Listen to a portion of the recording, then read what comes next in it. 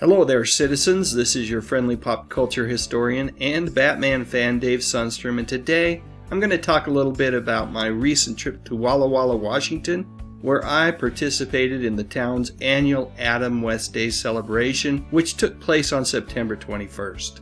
The evening before the event, my brother Steve and I had been invited to tour Adam's boyhood home, and the first place the new owners of the home, who are clearly Bat fans, took us was down to their home theater room, which they affectionately called the Bat Cave. We also got to see Adam's bedroom, and although I didn't notice it, I was told after the fact that Adam had etched his name in the wall of the room. Man, I wish I'd really gotten a picture of that.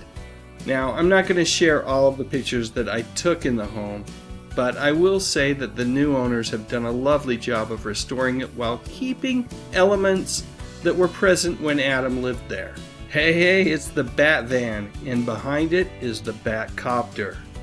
Here's a better picture of the copter. The owner, a fine feller named Gary, had brought it to Adam West Day even though his home had recently caught on fire. And the Bat Copter's front plexi windshield there, well, it sustained a little bit of damage due to the heat. Nevertheless, Gary, pictured here to the right of Surf's Up Batman, was in good spirits and really did a lot to make the day special.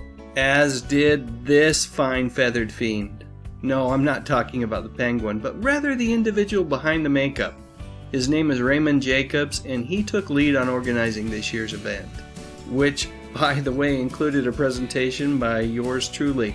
Here's just a small portion of what I shared with the crowd. My subscribers long for a time when people treated each other with civility, regardless of their religious or political beliefs. And you know what? When I watch TV shows like Batman, Andy Griffith, and Star Trek, I still believe that it's possible to return to that kind of world someday. I really do. Hey, look, it's the Batmobile from the Michael Keaton movies. Man, I thought that thing was so cool. But then again, so is this. I think it was right around this time that Batgirl threatened to put me in cuffs. I think she was worried that I was going to try to sneak away in that car. And I've got to admit, if the keys had been in the ignition, I might have tried. Of course, I think Batgirl should have been paying more attention to who else had showed up to the event. Yep, I'm talking about the clown prince of crime himself, the Joker. You know, I don't think a lot of folks recognize the character that this guy was dressed up as. He's called Red Hood, and in the comics, he's Robin come back from the dead, Jason Todd. Anyway, it was a really cool costume. Oh yeah, Green Hornet was there too, which makes total sense given the crossover episodes that took place during Season 2. And even the Ghostbusters were on hand. Now that would have been a really fun crossover. Heroes and villains gathered along with the event's founding father, Jonathan Grant. Jonathan's family, just like Adam's, goes back generations in the area, and he has a ton of fun stories to tell about Adam. That said, he left most of the stories to Adam's niece, Kristen, who mentioned that she is just about ready to retire from a 30-year career at Intel. Wow. Congrats! Also on hand to give a presentation about the Batman TV series was television historian David Gaynor. I've got to say, this guy is pretty darn knowledgeable.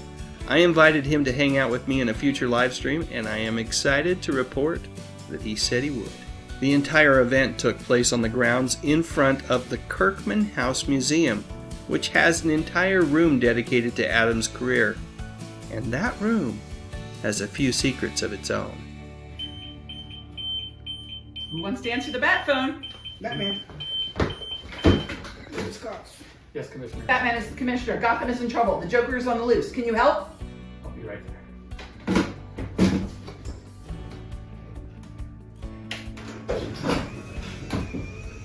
You have to say. To the bat pole.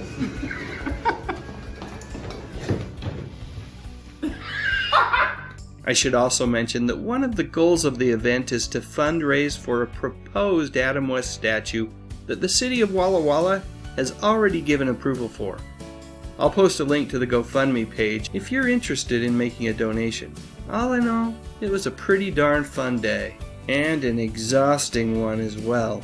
You know, one of the things that is really cool about Adam West Day is the whole town gets into the spirit of things. They really do take a lot of pride in the fact that Adam grew up there. Ultimately, Steve and I landed on grabbing dinner at a little place called Grandma's Kitchen. I won't lie, I was attracted by all the bat symbols on the window, but also the place had really great reviews. And my enchiladas did not disappoint. Man, I could really go for those again. Super yummy. And then after dinner, it was time for the annual lighting of the signal. Light it up. Ready? 10, 9, 8, 7, 6, 5, 4, 3, 2, 1. Light that signal.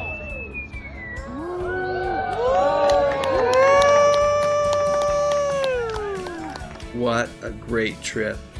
Thanks again to Raymond, Jonathan, and the slew of volunteers that made the day so memorable. Thank you all for standing by through and through. It's the kind of strength that lifts the shadows too. And all I gotta say is thank you all. Thank you all.